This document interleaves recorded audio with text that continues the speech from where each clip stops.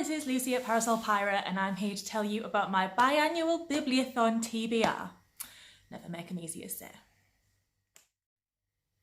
This is a readathon run by a group of booktubers who I will link below, who also do a tri-monthly book club, I believe.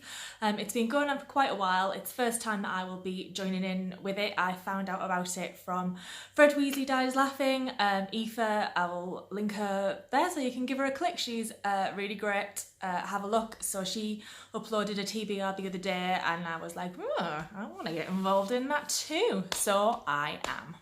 Biannual Bibliothon only runs for a week. There's one in the summer, one in the winter. So this is the 2018 summer edition, running from the 14th to the 20th of July.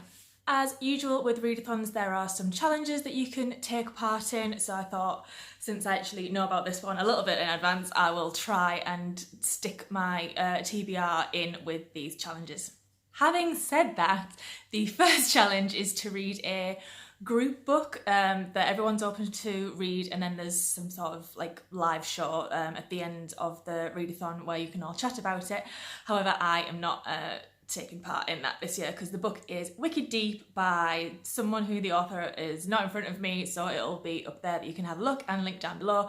It's not a book that I already own, so that's a big part of it, and I've had a look at the blurb and I just think it's not really for me. However, rest of the challenges I am going to try and do. Second challenge is to read a book from someone else's TBR.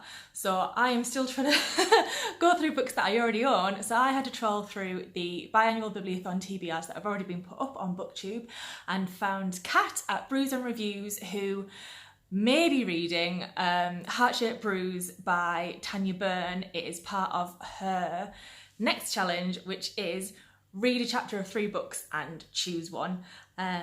So whether she ends up reading it, I don't know, but it's on mine, so thank you, Kat.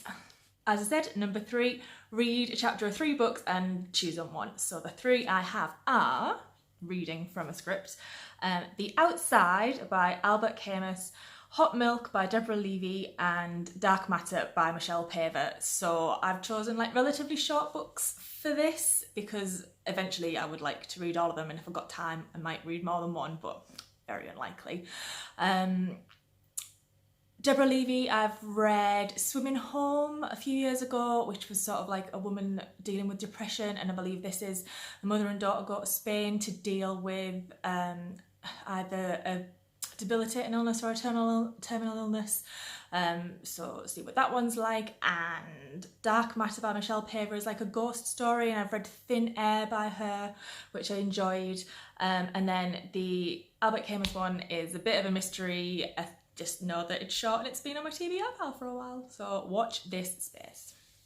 Challenge number 4 is to read something that's been on your TBR for over a year. Now, I have an embarrassing number of titles that have been on my to be read list for over a year, like well over a year. So I basically went to Goodreads and found the oldest book, which is Nothing by New Scientist, or edited by New Scientist, and it is a collection of articles and essays about nothing. So I think there's something about men's nipples because they do nothing. Or do they? Will I find out when I read this? And like antimatter and just lots of different types of nothing. So I think that will be quite interesting, and it will strike off the oldest thing on my TBR. Number 5 is read something that you think will be a 5-star review. So I got about 50 pages into Spinning Silver last week, and I think that is not far enough that I can sort of keep reading it for this readathon. So yeah, Spinning Silver by Naomi Novik is loosely based on the fairy tale of Rumpelstiltskin, and the 50 pages that I've read so far I really, really like, and I am hoping it will be a 5-star review. But yeah, I really enjoyed Uprooted, which she released last year or the year before, which was based on Beauty and the Beast, and it was just really great. I really enjoyed it, so I'm hoping for good things from Spinning Silver. For the 6th challenge, you're invited to read something that is #own voices. You don't have to put the hashtag on, but everyone usually does.